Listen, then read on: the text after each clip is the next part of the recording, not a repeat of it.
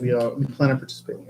Oh, is that true? Yes, I think so. What the wife said, she says, "Are you guys doing That as well, right? I think we are now live. hello, hello?" Oh yeah, Kyle already commented. As every single live stream has to start, can you hear me? Blink if you can hear me, kind of a thing. And if it looks normal and if there's not too much feedback or anything, we're gonna hang out for 2 minutes. If anybody's experiencing any issues, let a brother know.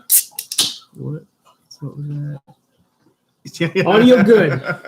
Cheers to that. This live stream is going to be brought to you by Guinness Extra Stout. That's the high octane, and pistachio. Yeah. And silly soda, of course. Of course. I mean, what up, Fleet of WJs? Man, Fleet of WJs is the guy. I'm happy I brought my glasses today. Fleet of WJs. I got the gear on. Even though, aren't you supposed to run for the Packers or something? I will not be rooting for the Packers. From an Instagram post you put up the other day. Yeah, that weird thing. I don't know. A lot of people think that once your team is out, you should root for the rest of your division. That's not how I'm wired. So I will be rooting for, Tom Brady. That's hard to say, but I don't know. He's never in my division. Shut up, man. We got a Renegade. We missed you guys as well. We took some time off, obviously, for the holidays and the beginning of this year to re-rack and regroup and do some things. It was just nice. It's not a light amount of work keeping the channel up. So it was nice to take a break, but we're fresh. Yeah. We got a stack of projects. Yeah. And some time. Building a little bit of backlog of stuff we got to get done. We're both leaning. Oh, Ben, yeah, bud. I mean, I'm not rooting for Brady. I'm just rooting. I don't want to say it because one of my very good buddies who may watch this later is a Packers fan. I don't want to insult him. So let's just stop talking about it. I should have worn a different shirt. Is that prepping life? Hey, Martin built. Oh, look at you, Martin built. The WJ OG. If you want to know how something's done right, you watch how Martin built did it. I envy his 4.7. Oh, yeah, man. Oh, yeah. So I think we can start to roll into this one. Obviously, we're going to do the interactive aspects. We have a couple points we want to hit here. I'm going to address something that has always bothered me about live streams. You never have any idea what they're going to talk about, so you're facing a 2-hour live stream. It's like, do I want to invest in this to find out which direction this goes? So I'm going to give you a brief synopsis of the points we want to hit so that if you're watching this after the fact, you can say, yeah, that's not worth it. I'm not wasting an hour of my time. Or, yes, I'd like to dig in, and obviously in there we'll be just having free-flowing conversation. We launched a website recently, so I want to tell you a little bit about that. We have some very cool mailroom items. A viewer and a good buddy sent us some stuff that relates to the channel that we want to share. We want to do a brief update on projects because we get questions nonstop in comments. Hey, what are you doing with this? What are you doing with that? Since we have so many pinballing around, I started a second channel. A lot of you already know, and I'm just going to use this as a way to plug that. And then the polar bear plunge is coming up again. We did that the last couple years. And we'll probably just talk about that a little bit. Let's see what we got going on here. Hello from Kentucky. Hey, 357, you're from Kentucky too. That's where my good buddy Matt is from. I've never been to Kentucky. Oh, wait, no, we drove through Kentucky once, right? Yes, we did. The corner up by Knoxville. I've never really met anyone from Kentucky, but no, I've never spent a lot of time in Kentucky, but everyone I've met from Kentucky is just a truly nice person. Yeah. Including Prince, old James Prince. Oh, yeah, I forgot about him. Yep. So, if you guys don't know, we finally got around to making a website. It is monkeywithatoolbox.com, Uncle Jerry. And the purpose was to centralize everything D&E. So obviously we've got links to our merch on there. We've got links to our Amazon store on there to kind of centralize. Obviously we're doing the Amazon affiliate program. Everybody is. Why wouldn't you? You know, if you see me use a fancy pen that you like, I can leave you an affiliate link. I mean, if you're going to buy it anyway. So that stuff will be there. Additionally, we've drawn up some schematics and templates like the WJ A-arm rear spacer. I've got that on there, so you can just download it right there. A lot of people ask me for it in email, and I get it to them as soon as I can, but email gets backed up.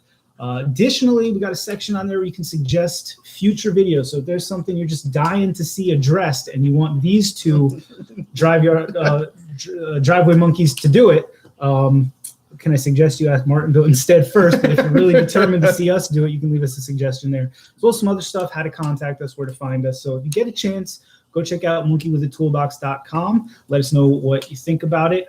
It was an interesting departure from what I usually do to try to map out what a website would look like, and it's going to be a living, breathing thing. But Yeah, I think he made it killer. I mean, he put a lot of work into it, and I was rather impressed. Not that you couldn't do it. Buddy.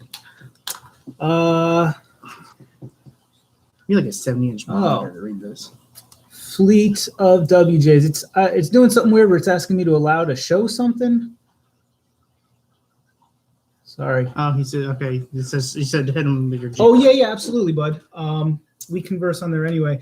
Anybody who sends me emails, I get so many of them, and I get so much spam. So many Chinese companies that want me to review their widget and stuff. And unfortunately, sometimes I'll go back and realize like 6 months ago, I completely blew somebody off because I just missed them in the sauce. So if you send us emails or messages on Instagram, Facebook, I apologize. We do our best. Yeah. I would never intentionally ignore a viewer in that respect.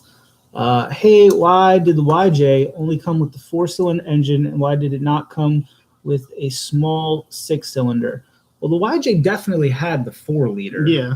So I don't know that I understand that question completely. 4-cylinder is very common. I'm not saying it's not uncommon. It probably did. The YJ also come with the 2.6 V6, the GM. Is that the Iron Duke that the XJ got? It might have, right? Maybe in the way beginning. It might have. There were size issues when the 4-liter first came around because it's so darn long, and you got to still put a radiator and a fan in front of it. That's why there's a bump out in the XJ the years they put it in that, so they could accommodate that. I really wanted to put a 4-liter in the Dodge Dakota. And I took measurements, and I looked at it, and I measured, and would have had to cut and hack up so much. It just was not. I rooted for cutting and hacking. I know. It's my very first carbureted build. I didn't want to have to add my very first engine bay fabrication build. Maybe get enough of these people to change it. Maybe, right? Go Renix 4.2, make it carbureted. Yeah.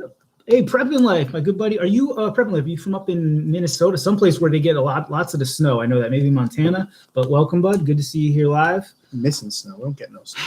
We got a question, bud. Do you like the 4.7 or the 5.9 better? 5.9 handgun. Sorry. See, it's tough because the 5.9 is a beautiful thing. But in my opinion, 5.9 would last forever. The 4.7 is a lot of maintenance to get it to last forever. Martin Built might have a different opinion on that. I know he loves his 4.7, but and I like my 4.7 and all the reliability issues that I was afraid of when I first got it. That's all I'm gonna say about that. Obviously, Martin has a great video of one that he found in the yard where I guess it threw a rocker and that ate everything up, and that's what sent the. So they do have issues like that. I think the 5.9 will probably last longer, but I think for a driver, the 4.7. Yeah, a daily driver, the 4.7. I've seen a lot more DDs out of that. The bummer about the 9er is I think it makes the same horsepower as the 5.2. It's just got an insane amount of torque. Don't get me wrong, I love torque probably more than the next guy, but for the gas you're going to put into it and everything, and I'd much rather a 5.2 all day though. If you had a 5.2 4.7, I can't wait. 5.2 hands Eric's down. got the 5.2 ZJ. I'm putting the 5.2 carbureted in the Dakota, and if we ever get off our butts and actually get those projects finished, we're gonna be happy, I guess. Maybe we'll meet the drag strip or something. Well, Have some fun. we can take that opportunity to talk a little bit about projects. My main 3 projects are the Dakota, Willie, the lifted 2000 WJ, my daily Ruby. The Dakota and Willie are going to be sitting for at least the first half of this year. Ruby's getting attention. I'm actually doing a trans service on her tomorrow. So if you're ever looking for a trans service video on a 4.5 and 5.45 RFE, that'll be live sometime next week. Are you committed to it? You have all the parts. I finally have all the parts. I've tried to do it 3 times already. I bought the kit like a year ago. So the first time I took it off the shelf, I realized I'd lost the spin-on filter. Then I made time the next day and realized the pan filter I bought was broken. So it's been a saga of trying to get that done. But we're dedicated now. Yes, We're going to Jimmy Jam that bad boy in there. Let's see. And look, we both have 3 projects. I didn't realize that. Yep. So I've got the Yukon, which has been actually a special paint today. It started throwing the knock sensor codes, which I told you guys I did in the beginning. Turns out that I might have gotten defective ones, or just it's one of those 5.3s that just keep throwing the code. I'm digging into that right now. A couple of little small projects with it, nothing crazy, trying to just make it mine and not the previous guys. Then Barney, he's getting some repair work done from previous winters. He's got or previous storm. I lost a good old plow light and some other little things he got to fix. The winch broke like 100 times.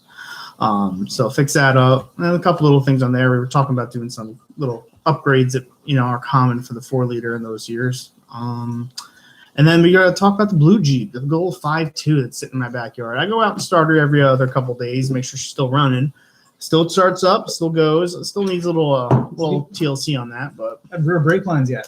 No, just sits there. Actually, tire went flat now too.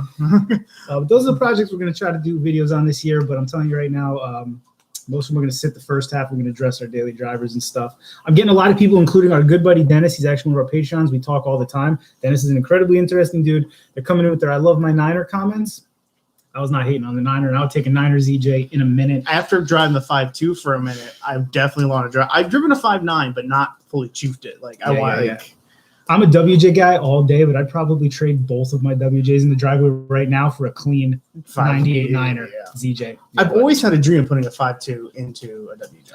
It's probably doable, right? Especially since there are, I guess there are OBD1s that are kind of a pain in the butt. Or you just don't care about it. No, there are OBD2 5.2s. Yeah, 98. So, so you can do it. But yeah, because that's the biggest problem, like here in Jersey, where there's state inspection. If you don't keep the OBD2 stuff, you're gonna have a bad time. Why don't we do mail stuff real quick? Okay, because we got some really cool stuff. I think you guys are gonna find this incredibly interesting. We haven't really dug into the pistachios, but I'll get there. Once I get a little more of this Guinness down. I'm not Irish, not a speck Irish. This is my wife's cup, but if you're gonna drink Guinness on a live stream, first and foremost, this comes from a fellow YouTuber and a high school friend. He goes by Dad Mode Official. He is a motorcycle and enduro channel. The stuff he does is awesome. I think he's a KTM guy. Oof, I'm sorry, but I should know that. But like I said, he and I went to high school together. We've recently reconnected. We watched each other's YouTube channels, and he said, "Hey, I've got something from my time in the service." He served. Thank you for your service. That I think you should be holding on to more than I should be holding on to. And I said, wow. So I had to sit in suspense for a week waiting to receive this package. I'll let you preview. These are original ads for Jeeps. Oh, and I'm realizing it's coming up backwards on the screen. That is really crappy. But it's actually quite does awesome, this have a year on it? Yeah, July 79. How many of you would have liked to own that bad boy new, right? That's awesome. So, I'm a history nut. I'm an automotive history nut, and I'm a Jeep nut. So, Jordan, Dad Mode Official, I can't say how much I appreciate this. These are going to get framed properly. Here's the other one. There's the other one. Similar vintage. That one I think is older. Yeah, this is looks like a 68. I don't see a year. It's just because it looks almost like an old Ford kind of. But I know it's Jeep. Okay. So I'll post. I did post these on Instagram.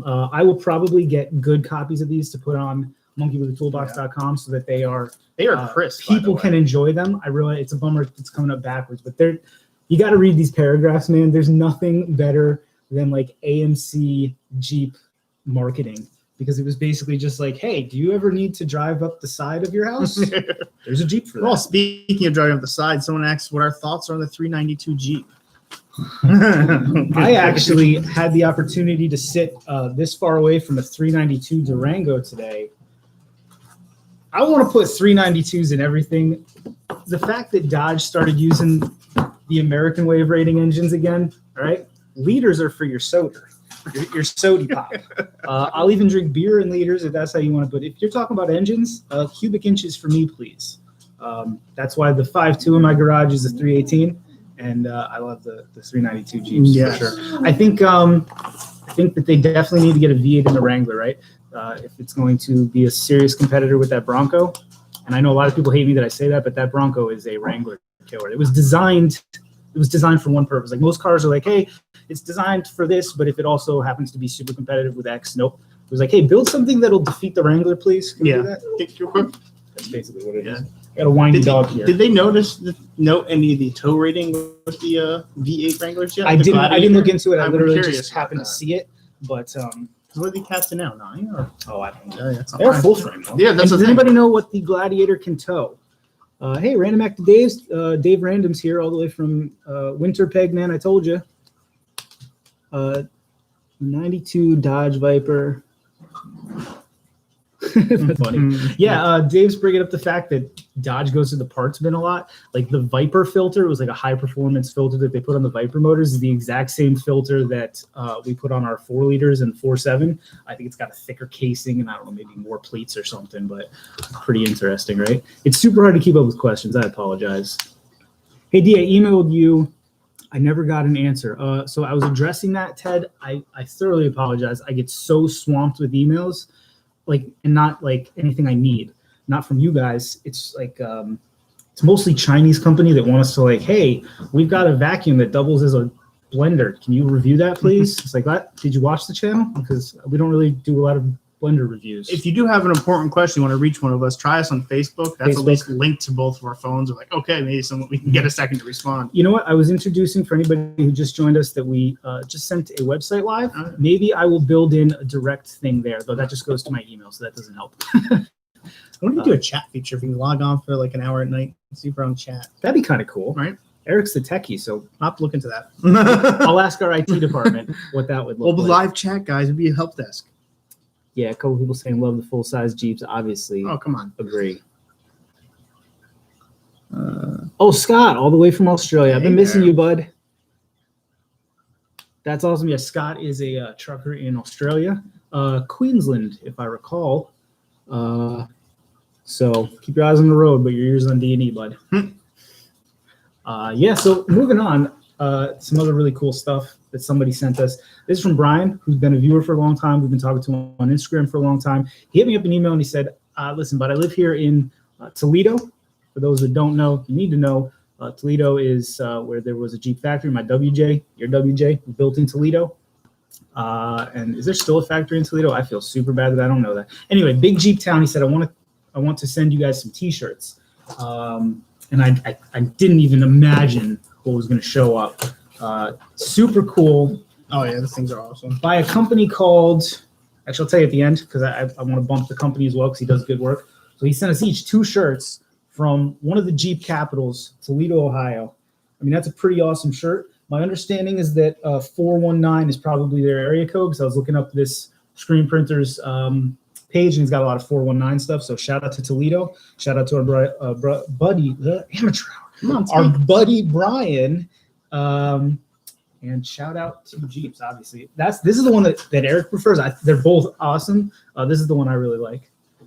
It's got the Jeep Wave coming off the top of Ohio there. So thank you, Brian. Thank you very much. If anybody's interested in these, you can get these and a bunch of other stuff, including some other Jeep stuff. This guy right here. The name of the company is Printed on a Lark. He's on Instagram under that name. He's on Etsy under that name. And he's got a website, and the website is printedonalark.com. Does a lot of cool stuff. Looks like a young screen printer. Big operation. Lots of cool stuff. So thank you, both Jordan and Brian, for sending this up. That's super cool. For Liam O'Brien, I can't. I'm sorry if I butchered names. O'Brien? O'Brien. Yeah, that's a real uncommon name like O'Brien. No big deal. I can't read from here. We do not have any tow hooks. We've been dry out of stock in a long time. We've been digging through the yard, just not out there right now. Yeah, tow hooks, man. If you have a ZJ though, you can get those from Harbor Freight, right? They're the 2 bolts. Yeah. But we actually found a ZJ with a bracket one time. That was the Orvis. Okay. I have to look. I forgot to do it. So I've seen ZJs that have like the off-the-shelf, like Tractor Supply ones with like a backing plate. But then we were in the yard, that Orvis that we kept seeing up in New York. We noticed one day it had tow hooks, and I went to take it off, and it was this big, beefy bracket. It's in one of the videos. You guys saw me. I failed because I broke one of the bolts. And you know, you can do with 1 tow hook. But I never got a final answer on, was that only for like the Orvis and maybe like the Niner or something, those big beefy ones, or I don't know. ZJ tow hooks, I'm not an expert on, but I'd sure like to be. Hey, Brian, there he is. Tin Man Ball. Did you all like the Jeep Wave? Thank you, bud. That was huge. That's awesome. I can't wait to wear this shirt. hopefully get more Jeep waves out of it. You won't. But anyway. I won't. I've been noticing a lot more lifted WJs, and every time I see one, I'm like, oh, cool, I'm finally going to get a wave. So I'm in my daily WJ that has like a couple dumb stickers on the back and a snowplow frame on the front. But other than that, I thought I was going to Jeep wave the other day in Barney, and it turns out that I was just losing a light. And they were trying to wave me down to tell me that something is wrong. There's things falling off your rig. That's awesome. Yeah, I would get honked at all the time, and then I'd get to the light, and they'd roll the window down. Your tail light is out. And I go, I know it's out. I gotta get around to fixing it. That was about it, though. What else we got here, man? Not the stream about the caves, but I was on a live stream. Wow. So Dennis, I forgot you told me. Were you in mining? Dennis is one of our patrons. We've had the opportunity to talk a bunch. We're gonna go hang out with Dennis as soon as the COVIDs are over, because he's just a couple miles down the road. But remind me what you did, Dennis. He's into like spelunking. He's like an expert in cave. Oh, yeah? Yeah. So he showed me a podcast he was on, or a live stream. It was pretty awesome. I did some spelunking in my formidable years, right? Remember? Yes, I do remember. One of my first dates with my wife, I took her into a cave and kind of got her stuck up on a ledge that was full of cave crickets, and she's kind of afraid of like ledges and cave crickets.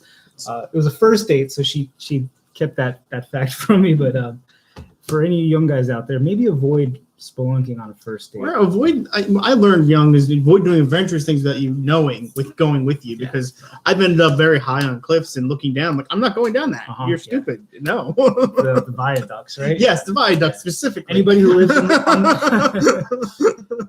lives in North Jersey or Northern Pennsylvania, right on the border there's that crazy viaduct. If you've ever, I'm not sure whether or not it's legal. So hypothetically, if you've ever, never mind.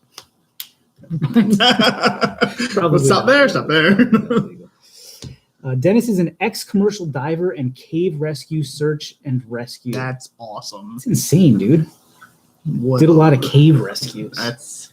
You wouldn't think that. So I think you're technically over the border in PA. I guess there's a lot of mining, right? Yeah, I mean, it's a lot in Northern Jersey, a lot of mining. That's a trip, man. That really is a trip. I'm going to use this opportunity, anybody watching, if you like D&E content, I did start another channel. You noticed a while ago, we had like a lawnmower and a couple snowblowers and stuff on D&E because we wanted to give that a shot, see if that's another side thing we do. We fix and sell stuff. There's a lot like of lawnmowers and snowblowers and leaf blowers and stuff like that. So we gave the content a shot on D&E. It was not really received well. The views were low, and unfortunately, you can't. I know this is a bummer, but sometimes you can't be too risky on YouTube if you are serious about growing. If you wander too far away from your normal content and your views go down, that hurts the algorithm. So then when you put out a video that is about your normal content, it won't show it to people. You're constantly trying to stay ahead of the algorithm with YouTube. So I decided to take that stuff off, small engine repair, put on a different channel. It's called Doug V Carburetor. I've probably shared some of the videos. If you're interested in small engine repair, we do a lot of snowblowers right now. I just did a carb swap on a leaf blower over there. So I'm going to shamelessly plug that here. If you like, it's the same content, same monkey with a toolbox and a hammer beating on stuff in the garage. Same long-bearded fellow doing things in the garage. Small engine stuff, go sub over there. Like I said, a lot of blowers right now. It's going to be a lot of lawnmowers in a few months. I've got 4 jet skis. We bought 4 DOA jet skis because that's the same thing to do when you don't know how to work on jet skis that I'm going to learn how to work on that channel. I'm still trying to get the parts to finish that XL 175, so that's getting moved to that channel. So, See what's joining us now. Some people are asking about our current projects. The blue Jeep is sitting in my backyard on its own. I don't put the Jeep with anything, but it's on plate after I get the plow rig Bernie back together and figure out the problems with the Yukon. She'll get pulled in the garage and left in the garage so I can do some new control arms and do some other fun things to it. And yes, that color is not common. I've only seen it probably that 7 blue? to 10 times. It's almost like an electric blue. Yeah, which we're gonna have an interesting project on that. Remember the door? I found some rust on that. I want to try to replace the inner skin. So we'll see what we can do on that. Yeah. What we got going on? Wranglers refuse to wave at WJs or XJs in Florida. You get waves from lifted trucks more than Wranglers. Yeah, but it's the truth, right? And I wave at a lot of people. Like you can kind of tell when an XJ or a WJ is coming at you if it's like somebody who chose to drive that WJ or somebody who has to drive that WJ, if you know what I mean. Like, somebody who doesn't really care about the Jeep life, but I'll wave if I think there's, any chance, but you very rarely get them back. You know what I got more waves in? I don't know if Jeepers know, there's a Subaru wave. I had a 98 Subaru that I drove around, and I would get Subaru waves. You're right. Yeah, I would get Subaru waves. But only the old school Subarus. Yeah, only like the SF bodies. Yeah. I got more Subaru waves in my day than I did, than I have Jeep waves, probably. That was a killer little Subaru. Yeah, it was. The executive producer's hanging her head out of her room calling right now. You're supposed to be in bed, kid. What was I going to say? Oh, you know who gets, it's a huge bummer. I'll drive past the same Jeep in Willie, and then my wife will drive past when she's driving Willie, and she'll get the wave, but I won't. So that's sexism, right? No, the gender classes don't exist now, nor does mother, father. Never mind, I'm stopping this. This is a stupid conversation to have. I'm going to turn, pull away. I've been in a grouchy mood with things recently. Eric's Yukon is acting up. It's throwing knock sensor codes. And he just replaced the knock sensors twice. So and AC Delco the second time, but then I don't know. I bought them off Amazon. They said they might be knockoffs in 11% of the reviews, but 77% said there's 5-star, never had a problem again. So I don't know what to do with that. I'm about to get a tuner and just tune out those codes.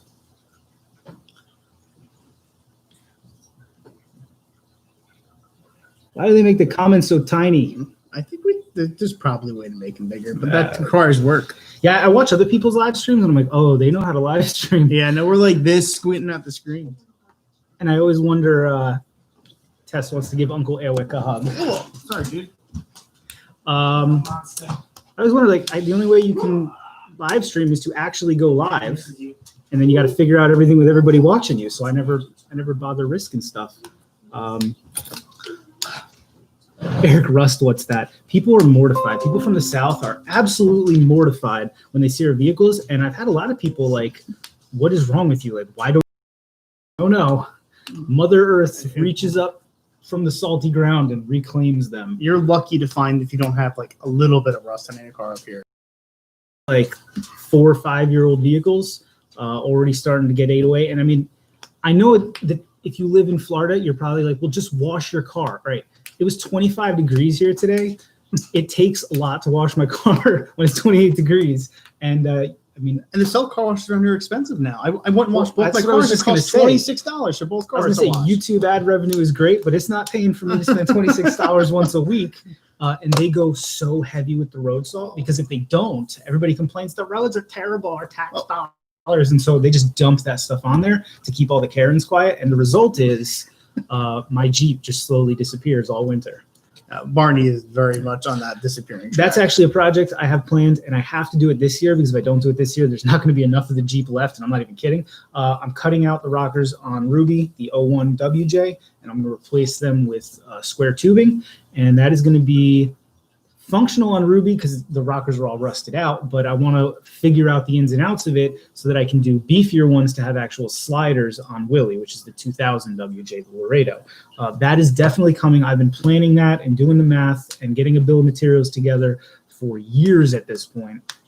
So stay tuned for that if you're wondering something. It has to happen because if I don't, every year the rust creeps up another inch. It's past the rocker now. It's a little bit under the door, and if it goes any further, I want a metal to weld to, though I say that, and my transfer case that I built is still sitting there going on 2 years without being put in the that Jeep. Long? So it's a solid 2.5. Wow. No, a solid year and a half. Okay, yeah. Year and a half. Yeah, 2. Yeah, no, yeah, year and a half. Yeah. It's just the way it goes, right? Trying to find time for this stuff. Fleet of WJs. That sucks that they changed the salt solution for what they put on the roads for you, and it makes it worse. Increased stickiness. That's interesting. I talked to a lot of people up in Canada. I think more out west, in like by BC. And I've mentioned this in numerous videos. Beet juice. The whole point is you're trying to lower the freezing point of water. So water usually freezes at 32 degrees. You're trying to lower that so that if it's 28 degrees out, there's not ice everywhere. If it's 20 degrees. So the salt, obviously we all know from high school chemistry, I guess beet juice or beet brine does the same thing. Oh yeah, I do know that. Yeah. You're driving the roads, they're all red. Is that true? Yeah. Actually, yeah, I watched a video on it. So I don't know. I'm sure it's more expensive. They obviously use the most effective. Dennis, I haven't seen any subscriptions around in our area. I know up in Utica they do. I've seen them. I've seen a couple of nice car washes that offer. It's tough here in Jersey. If you live up in like Buffalo, New York, or Utica, New York, where our family is, it's insane because they just get constant snow. So like there's like right here, we haven't had snow significant in since the 17th of December. Yeah, and I think there's only been a couple nights where it was threatening to be real icy, so they nonstop. But like up there, they'll salt nonstop. Vehicles just disappear. Yet you say that. I took the Yukon on a little 40-mile drive down to my brother's house today, towing, and the whole back of it's covered in salt. Well, that's the problem. They put it down, but then it doesn't go anywhere. Even if it rains, it's in the road. So yeah, man, if you're from the South, stop judging us. It's not my fault. Why is my battery low? That's not good. Oh, the charge is better if you turn the surge protector on. So that's something I learned today. I'll do a video on our live stream. I'll do a video on it in case anybody's still a little finicky on the actual details there. For all you folks that say you should get a full frame and tow with a full frame, there may be some truth to that. I enjoy towing with my Yukon. It's also not. It's not even just the full frame. To be honest, it's the weight. It's 9,000 pounds of truck. I mean, obviously, I don't think anybody's arguing that they're less good. Rusty but trusty, bud.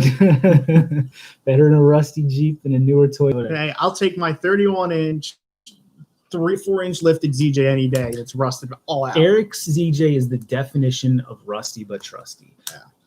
I don't think it's been. When was the last time I think it was washed? 7 years ago. It's not kidding. And it leaves the property. Most people, if they have like a vehicle that they work on and they love, they won't take it out of the garage if it's threatening snow or the roads are salty. That thing only leaves when the roads are salty and it's threatening snow. But it's strong where it counts. And as far as better rusty Jeep than a newer Toyota, how I feel on it, but I'm not going to hammer the point home and I don't understand why we have some loyal, incredibly awesome viewers who are diehard Toyota fans. I don't know why they would stay, but they do, and I appreciate it. One of my very good friends right over the mountain in town here, diehard Toyota fan. Our conversations are real interesting because he hates new Jeeps.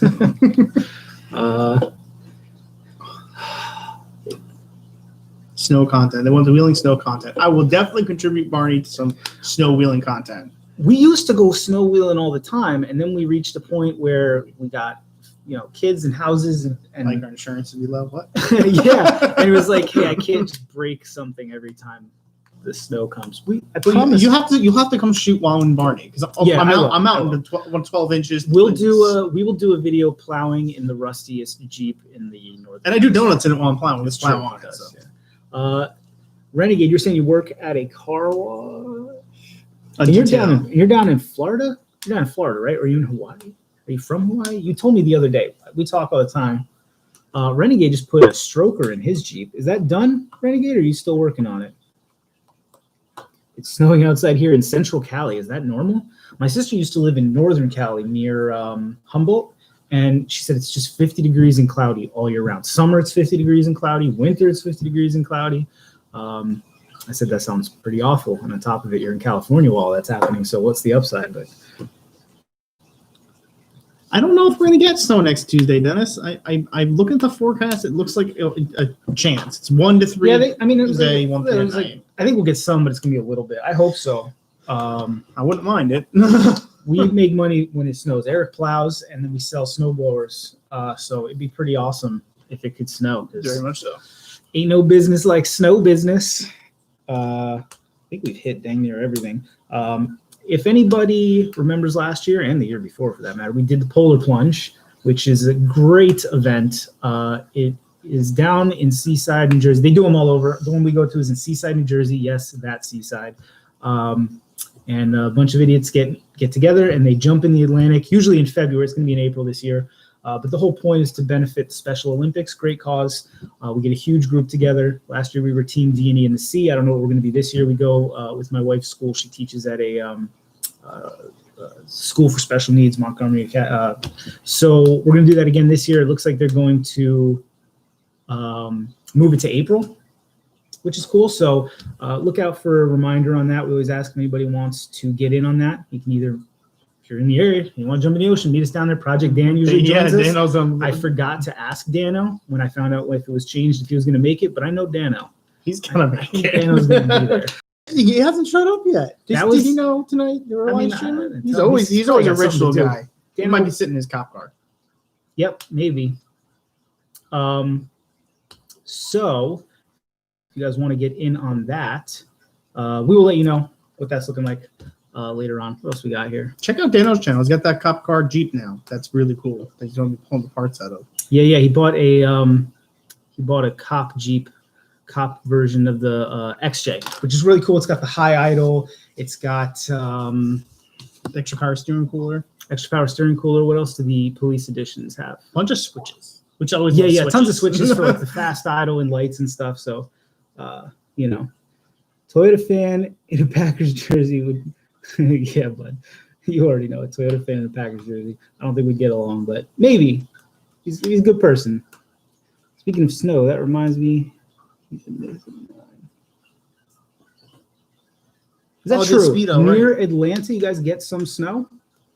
That's pretty cool. You would not think that. I lived in York, South Carolina for a short amount of time, and if it snows in York, South Carolina, the entire town shuts down. Forget about it. Nobody is doing anything or getting anything done. Hey, Major Weakness, what's up, bud? Oh, 120 miles per hour there's one thing we forgot. How did we forget about that? What's up, Robert? What I miss? Oh, man, a lot. We went over a couple things. I'll give you the brief recap real quick. We recently launched a website. It's monkeywithatoolbox.com. I won't go over everything it's about, but go and check it out. We did some cool mail stuff that we got. Somebody had mailed us some old Jeep advertisements and some t-shirts and stuff. I talked about my second channel, Doug vs. Carburetor. You want to go check that out. Give it a subscribe. I'd appreciate that. Doesn't cost nothing to subscribe. That's what I always say. Mm-hmm. Now we're just kind of talking about stuff. I didn't want to make this a long one. I have to make up for last time when I steered in a little too hard on these, and we just ended up it was like 4 hours. We had like 125 people chilling with us for 3 hours. Yeah, so we're gonna keep this one shorter though. Everybody's got Dan is definitely the more technical Jeep guy. Dan's the kind of guy. So I'm the kind of guy who will complain about my rear window being broken the entire time that I have it. Dan's the kind of guy who will actually dig in and completely rewire it. I'm actually about to do his tailgate fix on Barney because my tailgate won't open anymore. Because ZJ's. Cool, buddy. I tell you what. I'm reading what Toast has to say.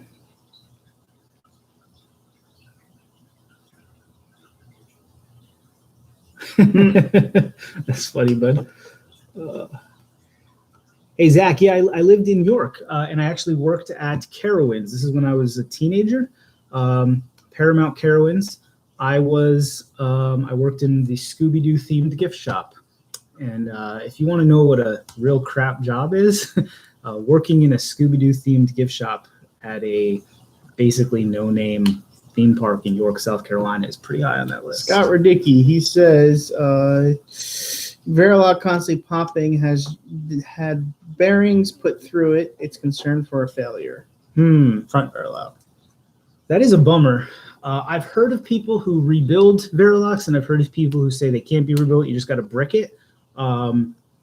Fluid change, definitely. Maybe add a little extra friction modifier. See if that does it. My front Verilog in Ruby is a little bit finicky, and I added a little more than what was suggested friction modifier, and that did it. Now there's a possibility that I've decreased the effectiveness, but if it's decreased the effectiveness or grenade it, I'm just going to decrease that effectiveness. I'm personally on the lookout for replacement. If I find a clean, Willie's is actually not all that clean. Even though I rewelded the purchase, the rest of it's better left on Willie. I want like a clean. I want like a mint, like a 50,000 mile one at the junkyard. I know I'm asking a lot. Wow, that's a steep. That's order. what I want. That's what I want. I've been chasing a lot of parts of the U-Pull and have not been able to find them. We've been striking out in a big way, which is a bummer. Though to be honest, we used to need a lot more littler stuff. Yeah, we're on the bigger things now. The Yukon's gonna bring a lot more little stuff. I actually got a U-Pull video coming up soon, guys. I just did it in the snow. It was fun. I just got to finish putting her together. Yeah, you knew many people that worked at Carowinds. It was fun working at that amusement park. So it's kind of, imagine like it had big rides. It had like even a lay down ride called the Borg. But like Saturday night after it closed, they let all the employees hang out for like 2 hours. That was cool. Other than that, it was a pretty tough job.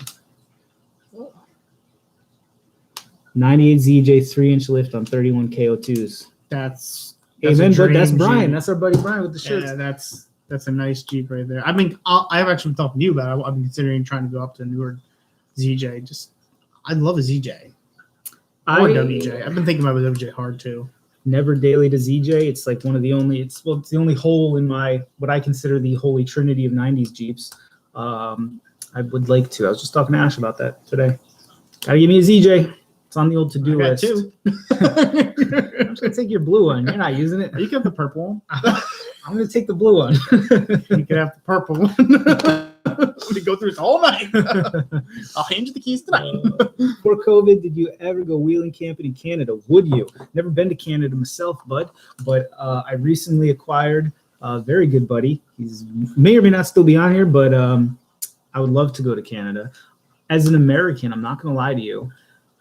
Didn't have the highest opinion of Canada previously. Not like I thought less of Canada. It's just like didn't really know a lot. And I like that question. I didn't know how chill Canada was. And the first hint I had that I may be wrong, if you guys are familiar with zip ties and bias plies, Eric sent me this video of this lunatic barbarian who's just dumping ATF directly down the throat hole of his Ford truck. And seafoam. Yeah, it was the seafoam, but then it was just straight ATF. And that was the first time I realized, I go, oh my God, there are Canadian rednecks, aren't there? Never occurred to me. And since then, I've recently realized Canada may actually be more chill than the US. It may be. That whole you can't have any guns at all anymore thing is a pretty big detractor from that. But I would love to go wheeling in Canada. Never been. From what I understand, if you drive due north from where we are, you may or may not be in the best part of Canada for that. So, may have been like Toronto for that, but I gather that, granted, I don't really know Toronto. Laurentian Mountains are out that way. We have a family friend that has some property there, and the pictures are beautiful. Yeah, man, would love. I'll tell you what is cool about Canada: Queensland. You guys just have Queensland. It's like, yeah, the government owns that. You can do whatever you want on that. Whereas the government land here is like, yeah, you can go on there, but they're going to shoot you. So you probably don't want to go on there. There's this guy. Camping with Steve, great YouTube channel, kind of weird. It's a huge camping channel, but this guy's like, not that he doesn't know anything about camping, but he doesn't like buy the greatest gear and like do all the like techniques and stuff. He's just like a regular dude who loves wandering into the woods with like a Walmart bag of supplies, and yeah, he'll just be driving and pull off on the side of the road and camp. I recommend it if you're into camping and weird dudes. Camping with Steve. But that's I have to look that one up. So I like that kind of stuff. Yeah, it's a very unique YouTube channel and a very unique take on the idea. But yeah, man, Canada's awesome. We had some questions on what Crown Land. That's what it's called. What lift is Barney? Homebrew. It's just junkyard built. It's just a bunch of parts that made him taller. So there's actually two versions of the lift that went on in Barney. The first lift was the 2-inch puck with what was the isolators? What was the isolators you bought? What was the name brand? I can't remember. Those were like Day Stars, maybe? Something like that. Yeah, I think they were Day Star. 3/4 inch isolators. So it had 2.5 with 31s that I had from an old S10 on some Krager 15-inch wheels. And that was a lift. Then it transformed to lift number 2, which is a little more heavy duty. I did the front string conversion that you saw in Bleep Jeep, the cheap lift, in the back with the isolator still. And then I got still the puck in front with new control arms. And what was the shock signal with? Pro comps, which I love. Those things have held up amazingly. Yeah, you can't go wrong with pro comps. For the price, forget about it. Absolutely. The blue Jeep will have a different lift. I'm very excited for that lift. It's going to be another purpose-built Jeep, but more purpose, a little more comfort, a little driving around, as long as you get her going again right. But yeah, that was it. 31-inch Mastercraft tires. It's literally the tire that's only been in that Jeep for like 7 years. Yeah, Barney is just... It's a mystery. All the lifted vehicles I've ever owned, I always wondered, like, how far could I push this thing? Barney is a practice in actively chasing that idea. No joke. Maybe not like bouncing rocks and everything, but like I'll bounce rocks. I mean, he will bounce rocks. I told him what I want to do is like the last send off of Barney. We'll probably take it to like Roush and we'll bring the Yukon with the car trailer and take it till she does take it no more. Because I also put in that last version of Lyft, I put the Dana 44A with the 373 locker and not locker, but select track. True track, right? Yeah. And then the 373 front. And those have been holding up okay. I need to service them. I don't think I actually even did the diff fluid on them when I first got them. Junkyard diff fluid. Well, if you recall, that's what I'm talking about. Well, the thing I got the truck, and then 6 inches of snow fell within a week, and I had the axles out, and I had customers and people calling me like, "Are you coming up on my driveway?" Guys, when stuff hits the fan, it hits the fan, and I just throw it together, get going. 1 2 3 1 2 3 or 1 2 3 4 1 2 3 4. You got a brand new. Where was I? Just had it. 0247 had one grandpa owner. Got it up on BDS Springs and Bilstein's. That is a solid build right there. But that's a great daily driver weekend warrior for sure. Robert, you talk about putting a junkyard 242 HD in a 9er. No, a 5.2. Oh, so the 5.2, it came with the 247. Wow, my brain screeched to a halt. Right? 249, right? 249. Sorry, what? I just said a lot of words and not a lot of them belonged to. I was reading a comment. Were you talking what I had originally in Barney? The 5.2 ZJs, they originally came with a 249. Right. Yeah. Later years might have a couple rare options of 242s, maybe, but I highly doubt it. Yeah, usually he swapped one in there. That's the plan. That's the plan with the blue one. I want to put a 242 on it. If you think your rear is blowing in a Dana 35 and a ZJ, it is. If you think your Dana, I'm sorry. If you think your Dana 35 is blowing, it probably is. I would say. Well, hold on. What are you running on that? If it's just a straight up daily on stock tires, then it may or may not be. I'll tell you what happens to Dana 35s a lot. They get a ton of play in them to the point where you'll take your foot off the gas and then put your foot back on and you'll clunk. And it could be U-joints. Make sure U-joints are good.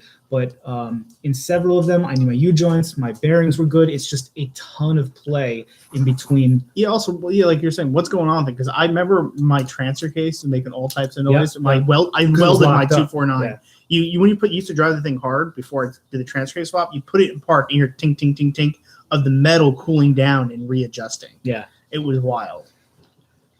Yeah, silly soda's taking effect. Yeah, apparently, right? This is not silly soda. This is proper. That's man beer. This is brew. Guinness, the stout. I didn't even realize until I brought this. The 5.6, the high octane. Look at you! I just got a little truly. The one and done, right? Well, one of us got a man up, right? And we're gonna be me. Sounds like a whale in the trunk. Sounds like a whale in the trunk. I guess Daniel is who we were talking about. Is it constant or is it when you get on the gas? Is it when you get off the gas? 35s degrade, but like they'll hang on. Like I probably put a solid 50,000 miles. It sounds like a whale in the trunk. Might be just an axle bearing. Oh, is it constant like whirring? Yeah, or just change on turn. Yeah, their bearings go out, both the pinion bearing and also the axle bearings. When I send it from a red light, that could be a bearing, bud. Or he's just smoking the tire. Hey, if you want to email us, D&E Offroad, DAND Offroad at gmail.com, we can absolutely keep this diagnosis going. It might be a bearing. I'll try to remember what the best way to test that is. I think it involves getting it on jack stands and putting it in gear and letting it go. I'll have to check that out. The last comment said, I didn't know this, the 5.9 might have came with a 242 HD. I had never I would have never heard that. The history of the 242 HD is written the way like an ancient Native American legend would be. And it's like, nobody seems to know for sure what definitely had it, what definitely didn't. I would love to look into that. Yeah, that's pretty awesome. Let's give some props to the first ZJ truck. He has a little YouTube channel. Yes. It's a dope little ZJ he's building. Listen, obviously, I don't want you to click off of our live stream right here, but keep first ZJ truck in your mind. Go look what he's doing. He's making a ZJ, but not the way everybody does it with the XJ and the ZJ, where they just notch the back window out. Like he cut it into a full bed and welded it. He's got a jerry can for like a filler. It's really cool. I'm so glad. He and I were actually talking in comments. He's got some posts on Jeep Forum. He and I were talking back and forth, and then finally he put some pictures and videos up on on YouTube, and if you want to follow a really, really cool build. Yeah. No, I actually was watching one of the videos today how he built his tailgate. It was kind of wild.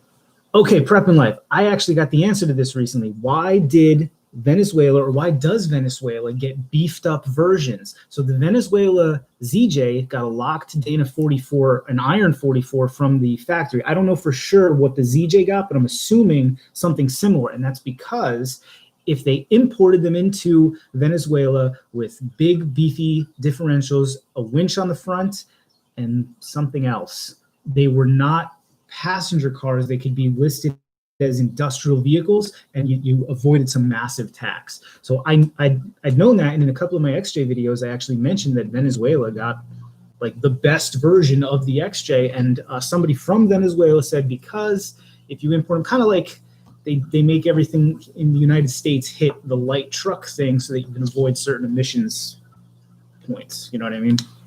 Just sort of trying to get around things. Cameron Peretti, he bought a 99 XJ. It hasn't anything but two-wheel drive. The front axle shakes. How's your front drive shaft? Yeah, I would say U-joints most likely. I don't think it's your transfer case. It could be, but the thing is, everything's moving in your transfer case all the time anyway. It's just a question of where it is slid. So is it engaging the front yoke as well or not? So when your transfer case goes, it goes in all gears. I would look at your U-joints for sure, or your drive shaft. Drive shafts are balanced, and sometimes they're balanced with little pieces of metal. And if that metal's come off, or it's bent, or any other, I mean, now if it's off or bent, because your drive shaft's spinning all the time too. U-joint, do a fluid. If you haven't do a fluid swap. Your axle, if it depends if the CV axle's up front, it might be a bad CV axle. Yeah, what yours is 99, so it's yeah. CV axles. My brother had. Yeah, could be CV axle bad in it too. Inspect your CV axles. Inspect the boots. Make sure they're not ripped. If you haven't done a diff fluid service in a while, maybe pop that off and just see if you got part numbers floating around in there or something. Oh no, I did do diff fluid in Barney once. Remember? Yeah, I do. Is there part numbers flying around? Yeah. I would just found that video. pay the heck out of those taxes to have those axles. Yeah, bud. Right? It's like the bummer here, and this is what it is with anything, whether you're talking about factory race cars or awesome factory Jeeps. The people who would pay to have the factory manual option in a race car, the factory, Dana 60 front and rear, are the third, fourth, fifth, and sixth owner, not the guy who's picking it up at the dealership, which is why when we ask for a Jeep truck, we get the Gladiator. Not that there's anything wrong with it, but most diehard Jeep fans have agreed it's not the truck we wanted. And why, whatever else, why they don't build a full frame SJ Cherokee type vehicle. Because Eric and I would buy it, not from the factory. 20 years from now, I'll buy it from some guy for $2,500. Yeah. And that's what we all have to come to terms with, right? Renegade 16. Yes, we both wish the WJ had better transmissions. It's one reason I stick with my ZJ Barney, because he has the AW4. Yeah, it is a bummer that if you want a 4-liter, you're stuck with the 4.2 RE. Now, that said, there are ways to keep them alive. A cooler goes a long way. Put a transmission cooler on that thing, and just recognizing it as potentially the weak point in your driveline and not driving it as though it's not. Certainly, if you're going to wheel with a 4.2 RE, put a cooler in and a big one. It is what it is. Also, I think a lot of people panic as soon as a 4.2 RE starts to slip. I've literally driven a couple. The WJ I had when I started this channel, when I'm sitting in our very first video, it was an 02 Laredo with the 4.2 RE. That thing slipped from the day I brought it home, from second to third, to the day I sold it. Never got worse, never got better. And I tried tightening the bands. I replaced the fluid. I put in a cooler. Never got worse, never got better. I drove it for 2 years, probably put 50-some-odd-thousand miles on it with that. They start to go bad quickly, but they don't die for a while. Now, that said, Willie has had 3 transmissions in it. 212,000 miles, 3 transmissions. So, but I think that kind of goes to the same thing about any transmission. I mean, the Green Machine, the old Forester I had, that had a clunk between second and third when cold. And, I flushed the fluid, I did everything I could to it, but it never got worse, never got better. As long as you don't beat the piss out of it, you're fine. Liam said, do a shout out to my girl. Her name is Ames Lena. I don't want to do a shout out and mess her name up, but I'm bad with names. Ames Lena. What is up? Her name's Lena. Lena, what's up? It's very nice of you to let Liam watch Two Monkeys with a Toolbox on a Saturday night. Probably should have been date night or something, but you're letting him. KW is hacked twice now. I'm sorry, I read the first time, never got to go around to circle it. The tailgate switch in a 96 Grand Cherokee Limited. What do you mean tailgate switch? I'm not sure. What year did he ask? 96 Grand Cherokee. What year did they put the pop window in? 96. But I'm just confused. Yeah, I don't know what you're asking, bud. How the available glass. are rebuilt 4.7s? I don't know because I haven't looked for a rebuilt 4.7. I imagine they're on as eBay probably your best bet to see what they're out Yeah. there. I have found that in this day and age, nothing's all that hard to find. Somewhere there's some shop, depending on where you live. We're lucky here in Jersey. There's a lot around. So there's a shop for every vehicle. I know of a couple shops around here that build 4 liters and sell rebuild 4 crates. liters.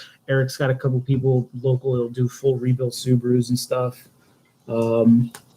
Space The Invader. lift gate. So the button. So not all ZJs have the pop glass for the glass on the lift gate.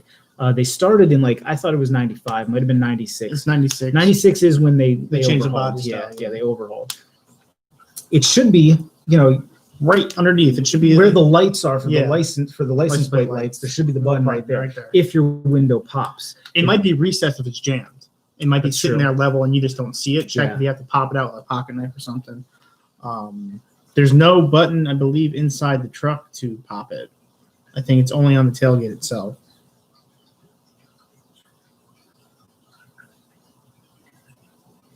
Michael, we actually were talking about this a second ago. It sounds like either U-joints are going out. He says he's got a clunk on the throughway, expressway, when he lets off the gas and gets back on.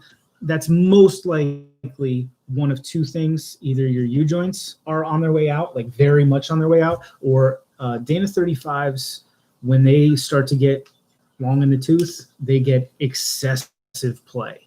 And they'll live like that for quite a while, especially if you're not on bigger tires and stuff, but you'll literally let the gas off and get back on and it clunks. Another way to test this is when you put it in park. All vehicles roll a little bit, but these, when your U-joints or the Dana 35 is going out, it's oh, hold on. Let me just roll the full 15 inches backwards. Yeah. They do always say tailgate ajar. Oh, and lift would stay and light would stay on. I see what you're asking. Okay. The little clicker The switch. pressure switch. I don't know the answer to that, unfortunately. I don't. I'll bet you if you can get in touch with Project Dan H, if you're familiar. He's got newer ones. We have Project 93, 95, so I can't even look. Yeah, Project Dan is going to know for sure. And I'll even ask him, and I don't know how to get in touch with you, so it's not really helpful. But if anyone here knows. So what he's asking is when he closes his door on the on his EJ, the back hatch, the light stays on, and the EVIC says, I know they're on the WJ, but where are they on the ZJ, that pressure switch? Probably, I just don't know. Unless there's a continuity connection. Check do you get the latch? Yeah, it might actually be in the latching mechanism on the bottom. Yeah. That's probably online somewhere. Yeah. People ask me all the time. I'll Google later. I'll put it on the Facebook if I find it. Yeah, people ask me all the time questions that I just don't know the answer to because I'm limited by my own experience. But everything I know, dang near, I learned from JeepForum.com. The people over at Jeep Forum, they just know so much. They're not always the friendliest with noobs, but just ask your question anyway. And they'll give you a bunch of garbage about the search feature, but they will answer Most your question as well. Though. Yeah, they all do it. Because you got to figure there's 20 years of data on there. Literally, I get it that back in 2006 somebody else asked this question, but it was archived pretty hard, bud. So maybe jump off that high horse and let me know. Prepping life, you really want to swap the 249 case? I'll be doing that in the blue Jeep and actually doing a video on it because I did that with Barney. I have a 231 in Barney that I'm contemplating taking out and putting in. But I'm pretty sure I want a 242 because I want the full-time four-wheel drive. Hey, Major Weakness has an interesting answer. If you don't know Major Weakness, has a channel, he does some XJ stuff and some other stuff. Go check out Major Weakness for sure. But he said the clink, he cured it by greasing the slip yoke. Well, that makes sense. It's greasy to surface drilling. Does it make sense? I mean, obviously it fixes. Well, think if it's expanding, it's not moving smoothly. Oh, so maybe it was It's like it's kind of building up energy and then popping, yeah. kind of a thing. Interesting. So that maybe that's that. 242s do rock in the snow. I love the 242. People have attempted to argue with me that they're weak. I don't know. I mean, yeah, there's a stronger version of them, the HD, but great transfer case. My only argument is everyone I've ever had, when you go from full-time back to two-wheel drive, it gets hung up in part-time, which is kind of a big deal because part-time you can't be messing around on the road. So I would emerge and forth. I had one where it would only do it if I was going in reverse. How did you fix your 242 one time? It was like a paper clip or something. Some you had something. You remember you lost the linkage? Yeah, I was actually wheeling. My wife came up for lunch, came to visit me at work at lunch, and we went wheeling at lunch.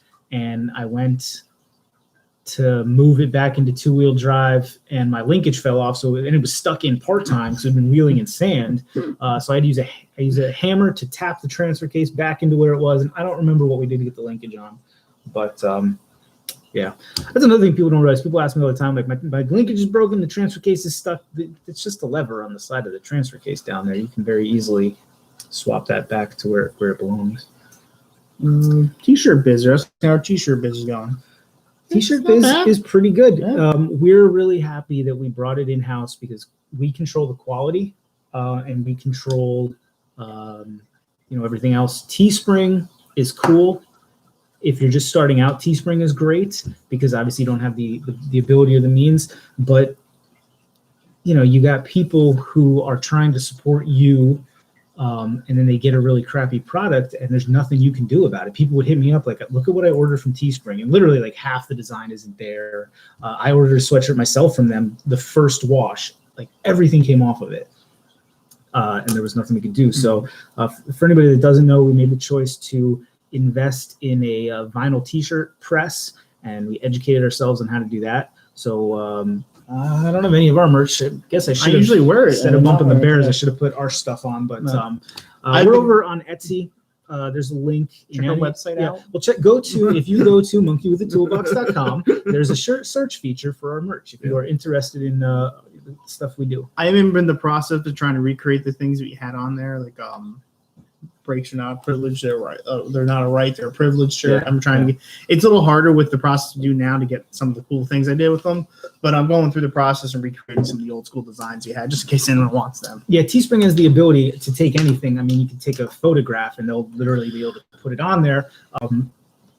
We're still learning, but yeah, what are you gonna do? I didn't see the question, so I have no idea if I answered what they were asking. But I've seen a few. Sorry, KW, I don't know what we were talking about. Short stories of wheeling at lunch. Yeah, we got a few. We have a bad habit of wheeling at lunch. The worst is when Barney decided just to. When Barney did nothing, Eric did everything. Yeah, we told that story. Yeah. Ad nauseum, right? Yeah, unless we get new viewers, but we'll mention. You can review in old videos. So here's what we're gonna do. We're approaching on an hour, and I wanted to keep this one short and sweet because I just did. I had to make up for last time. So if we did not happen to answer your question, by all means, you can always reach us at dndoffroad@gmail.com, or if you got anything that you want to know about D&E, go over to monkeywithatoolbox.com. You can reach us there. You can find out all the ways to contact us there. And to anybody who's joining now, there's even a text box where you can suggest or request future videos. We get that all the time, and it's very hard to organize when it comes in via email and Facebook and Instagram. So the whole point of monkeywithatoolbox.com was to centralize everything D&E. We're hoping to expand it at some point, but for now, maybe make a little community, have a forum there eventually down the road, something. We're looking into blog options just as another way to share what we're doing on the daily. And definitely a community similar to what Eric the Car Guy, his website is amazing. A lot of YouTube websites are kind of junk, and it's like, why did you bother making a website? Like, But By the way, the people have spoken. They want more Jeep history videos. really, They had about 5 comments in a row. those videos are so tough because they take more of my time than any other video. But you like knowledge. I know, and listen, I enjoy making them. Understand that when you see one of the Jeep history or automotive history videos, that's anywhere from 10 to 20 plus hours because you got to research it. God forbid you get one of those dates or facts wrong, you're going to get skewered. And then I write a script for it, and then I put it together, and then editing. Whereas the other stuff, like repair videos, like tomorrow I'm going to do a video on a trans service. I'm doing that trans service regardless. So, and the worst part about the history videos is they never get any views, but I do enjoy making them. I'm a historian first. Well, maybe make a new channel, Jeep history channel. Maybe automotive history. No, why not? We Got go through enough everything. channels right Ah, now. why? I'm going to use that as one final way before we sign off to peg or plug Doug Verse Carburetor. If you like what we do, but you would like to see small engine content, I moved that off of D&E because the Jeep and automotive crew didn't seem to like it, and it was messing up our algorithms. But if you want to see me fix snow blowers and leaf blowers and lawn mowers and jet skis and dirt bikes and probably my Kawasaki Mule and God knows what else, I'm actually working on a video where I took a vertical shaft lawnmower engine. I'm making it a horizontal shaft for a go-kart. That's been a long time in the making, but it is coming. Let's see, what else do we have? I want to say thank you again to Jordan and to Brian for what they sent us. Cool The stuff. t-shirts. I'm actually, I'll show them again real quick because that's how much we appreciate it. Anybody who missed either of these things, That's sure. my good buddy sent me out these old 1979, right from a magazine. I wonder what magazine this is. But Jeep ads. I'm going to find a way to get these on Monkey with a Toolbox too so that you can read the blurb. There's nothing better than old AMC marketing for Jeep. This one is probably my favorite. This guy is a fellow YouTuber. He's Dad Mode Official. He does dirt bike, like enduro, motorcycle, and enduro content. Go check out him. His content is official. And the stuff he does is official. And then my buddy, Brian, who lives in Toledo, sent us these great shirts. Toledo, of course, big Jeep town. Here's the other one. And I'm bumping these because you guys might want to go get these for yourselves. Yeah. The guy who made these, and I have no idea if this guy's associated with Brian or this happens to be where he got the shirts, but I checked him out, and he seems like a real chill guy. Printed on a Lark. He's available on Etsy, on his own website, and on Instagram under that name, Printed on a Lark. Go check him out. He looks like he does real cool stuff, all Toledo and Jeep related. So if you got a lot of Toledo pride or just Jeep pride, this one it is my favorite. That one is Eric's favorite. Real cool shirts. Thank you, Brian. Yep. Also, it doesn't come out backwards, by the way. Oh, it doesn't? No. When we look at it, Oh, because we're looking at ourselves in your own computer. I just assumed it was showing It's a me. live stream of what's going on in your computer. I just assumed it was showing me how the people see it. I don't need to know how I would see it. For Christmas, I looked like an idiot. I was talking about it's backwards. I mean, the monkeys with the Amateur toolbox hour, I over tell you. here. I know we took a break, and it's been a while since we've really had consistent content. That wasn't how we're doing 2021. We just took a little time to enjoy the holidays with the family and re-rack, get the website going. But we're going to be back. Thank you to everybody. We missed you too. We had a couple people that said we missed you guys. Well, we missed you guys. We love doing this, which is why we wanted to do the live stream tonight. Content will be coming back. Go check out monkeywithatoolbox.com. Let me know what you think. Even if you hate it, I can take constructive criticism. Not well. I'll get real angry and I'll say something mean to you, but I can. Eric knows. He's been at this for almost 25 years with me now. Ah, yeah. Good times. Good times. Your display shows you in a mirror of you, so you point the correct direction if you point. Well, now I'm just all confused. Aloha from Hawaii. Oh, aloha from New Jersey. I hope you didn't just join us. You can watch the repeat on the channel. So it'll be posted up on the channel for watching. Radio Free North Carolina suggested I make a political channel. That channel That's would been on not, there. That's been on said like 5 times. That would not do well. Not today. Maybe And 4 years ago I could have done that. The That funny would thing not is, work my today. politics start following his politics more now. Yep. No, I would not. I'd be kicked off pretty quickly. Yeah. Yeah, My the wife- channel would not My wife is in exist. the corner watching us, and she's just laughing hysterically. As much as I would love to do that, not a good idea. I can request more history videos. All right, yeah, man, I love making history. We're gonna do history. What did we do recently? What would you guys rather see Grand next? Cherokee. You did the history of the Grand Cherokee? The Or you three, voted on the that? three that I really want to make are the history of Mopar, the history of not GM, Why would you do the GM? 350, the There you small go. block 350. Maybe those were the two I was kicking around. Actually, the one I did recently, I did the history of the Grand Cherokee. That was not the one that won the poll, but so many people in the comments asked for it that I said, give the people what they want. I'd enjoy one of the history of the Crown Vic. History of the Crown Vic. Well, you should make that one, Ford guy. I could. I said we were going to sign off, and I'm not I signing know. off. I know you're not. Thanks for your time and shout out. Thanks, buddy, for what ZJ you Truck? do. First ZJ Truck. Yeah. If you guys just hadn't seen before, go check out First ZJ Truck on YouTube. He is documenting making the first true ZJ truck, not just notching that No. out. All right. He's doing everything I want. Any Johnny Knoxville with a cutoff wheel can do that. What he's doing is building, designing a whole new thing. Yeah, he plated the whole unibody. It looks killer. That's what I want to do the blue Jeep specifically for plowing. I might have one or two crunches in the unibody, Yep. but that's hitting a curve at 40. So that's what your unibody holds up to, guys. History of the AMC 401.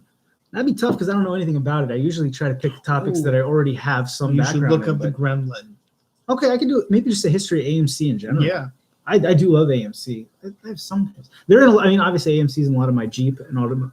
I have a very little watched video that I put a lot of time into. It's the history of all-wheel drive and four-wheel drive, and AMC is in there quite a bit because they really. I think the Gremlin was the first four-wheel drive. The Gremlin and the Wagoneer were the first. All-wheel drive vehicles with the. It's either the 249 that was in the ZJ or it's a variation of it. That viscous coupler type thing. Which is kind of less effective than the progressive coupler in the 247. I hope I didn't mix those two up. I'm getting less coherent. So AMC Javelin history, that would be awesome. All AMC history. I think it's a tragedy that AMC is not with us. you did a history of the Iacocca, didn't you? No, I didn't. I said I Oh. was going to. I'm going to tell you right now, that video is never coming. I keep trying to do it, and there's too much there, and there's somebody who already did it better. If you guys watch regular car reviews, personally, I can't really stand Mr. Regular anymore. I used to be a big fan, not anymore. But when he lets the Roman talk and the Roman does full-length videos, there are two that I highly recommend. He's got the history of the Daimler Chrysler merger. He's actually got a bunch. He's got the history of Lee Iacocca. Go watch that. Like as soon as you're done here, he's got one on the history of the Little Bastard, the car that killed James Dean. Super great. And like he did such a good job with Lee Iacocca that I'm just going to direct people to his video, and I'm going to waste my time over on the history of Mopar or something. Lee Iacocca is the guy. And on that note, I think we're going to sign off here. Thank you all for joining us. We'll see you in the videos in the comments. If you ever want to know how to reach us, just go to monkeywithatoolbox.com, and all the options are available, whether you want to hit us up on Facebook, Instagram, mail, suggest a video. So good night, everybody. I got to go finish. I've been nursing this for an hour and 13 minutes. This is disgraceful. Good night, everybody. Thanks for watching with us. Toodles. Cheers. I got to hit end again. I already said cheers.